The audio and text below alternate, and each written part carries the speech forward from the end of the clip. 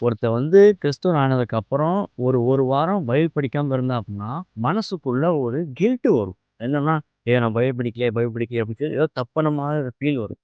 அது தப்பு பண்ணாம அந்த ஃபீல் கிடையாது. அது நம்ம ஆத்துமால ஏற்படுகின்ற ஒரு பசி. இப்ப எப்படி நம்ம சாப்பிடாம இருந்தோம்னா, நமக்கு வயிறு பசிக்குதோ, இந்த உடம்புக்கு ஒரு ஆகாரம் தேவைப்படுதோ, அது மாரி உள்ளான மனுஷனுக்கும் ஆகாரம் தேவைப்படுது. அந்த ஆகாரத்த குடுக்கிறது கடவுளுடைய வார்த்தையும், கடவுள் கூட இருக்கிற ஐக்கியம் மட்டும்தான்.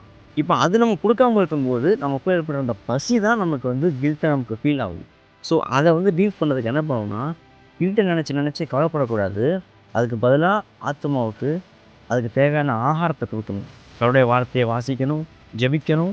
அதுக்கு ஹெல்ப்பும் கடவுள்கிட்டயே கேட்கணும். அப்படி கேட்கும்போது, நம்ம ஆத்துமா போஷிக்கப்படும். ஆத்துமா நல்லா இருந்துச்சு அப்படின்னா, ஆட்டோமேட்டிக்கா நம்முடைய வாழ்க்கையே நல்லாயிருக்கும். ஏன்னா, ஒருவனுடைய ஆத்துமா எப்படி இருக்குதோ, அப்படிதான் அவன் வாழ்க்கையும் இருக்கும்.